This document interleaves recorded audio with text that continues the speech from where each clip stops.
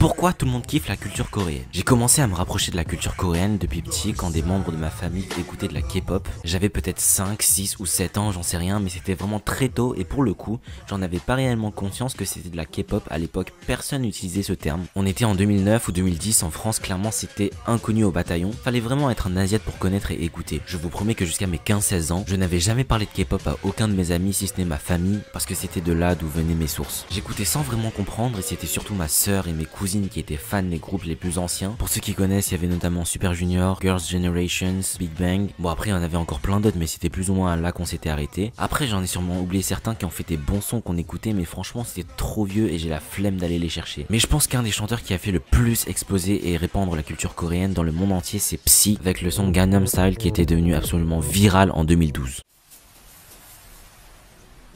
À ce moment-là, l'humanité n'a jamais été plus en paix. On l'écoutait en boucle, pendant les vacances on se mettait ça tous les jours, c'était devenu un réel phénomène. Tellement que c'était devenu le son le plus écouté de tout YouTube, et à ce jour ça reste une des vidéos les plus vues d'internet avec plus de 5 milliards de vues. Je pense que ce son a été un réel tournant pour l'expansion de la culture coréenne, puisqu'à partir de là, beaucoup de gens ont commencé à s'intéresser petit à petit à la Corée, qui à la base n'était connue que par les Asiates principalement. Avant ce clip, tu ne voyais et tu n'entendais jamais de la K-pop chez une famille française. C'est extrêmement rare et je pense que tout le monde est d'accord là-dessus. À partir de là, je pense que vous connaissez la suite de l'histoire, l'arrivée de BTS, Blackpink, qui deviennent les groupes de K-pop les plus connus au monde. Pour ceux qui veulent savoir, Blackpink a surpassé BTS en termes d'abonnés globalement comme on peut le voir sur Instagram. N'importe laquelle des membres de Blackpink a plus d'abonnés que n'importe lequel des membres de BTS. Après peut-être qu'en termes de prix gagnés, ils sont 50-50 et en termes de popularité globale, c'est plus ou moins le même niveau. Et cette vague de popularité pour la culture coréenne est très loin de s'arrêter à la K-pop. Si vous habitez à Paris, inutile de vous préciser le nombre de restos coréens qui ont ouvert en 2-3 ans, c'est juste pas possible de mettre un chiffre dessus, il y en a des dizaines et des dizaines. Toutes les semaines, tu vois sur les comptes Insta, ils suggèrent des restos coréens qui ont ouvert il y a 2 mois, t'en as jamais entendu parler, c'est ouf. À part ça, il y a aussi les dramas coréens qui ont fait surface. De manière générale, vous allez avoir beaucoup de potes filles autour de vous qui ont vu ou qui regardent des dramas coréens. Moi aussi j'aime beaucoup, et pour les frérots qui n'en ont jamais regardé, je vous suggère My Name,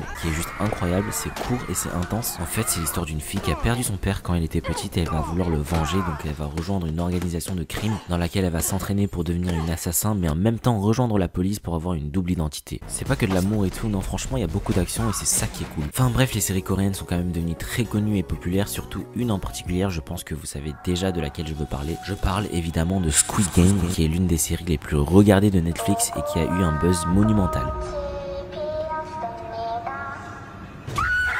Dans le même style que Gangnam Style, cette série a su pousser la culture coréenne vers un autre niveau de popularité. Un autre point qui prouve leur popularité, c'est le nombre de personnes qui vont voyager en Corée du Sud. Ces dernières années, c'est quand même incroyable, t'as l'impression que tout le monde part en Corée du Sud et même dans les vlogs des youtubeurs et tout, tu peux observer une diversité de gens que tu ne vois nulle part ailleurs. Dans aucun autre pays d'Asie il se passe ça et c'est juste un truc de ouf. Tout ça pour dire que la culture coréenne, qui était à la base quelque chose de très niche, a évolué jusqu'à devenir un phénomène mondial grâce à la K-pop, les K-dramas et des séries coréennes. C'est une sorte d'influence qui dépasse complètement les barrières culturelles et même linguistiques. On arrive à s'attacher à des personnes alors qu'on comprend absolument rien à la langue et je trouve ça cool. Et voilà, c'est tout pour cette vidéo sur la Corée, j'espère qu'elle vous aura plu. Si c'est le cas, n'hésitez surtout pas à me le faire savoir dans les commentaires. Je vous propose dans ce cas de cliquer sur ce bouton qui permettra de vous abonner et de débloquer des vidéos encore plus cool que celle-ci. Et moi sur ce, je vous dis à vendredi prochain pour une prochaine vidéo. Salut!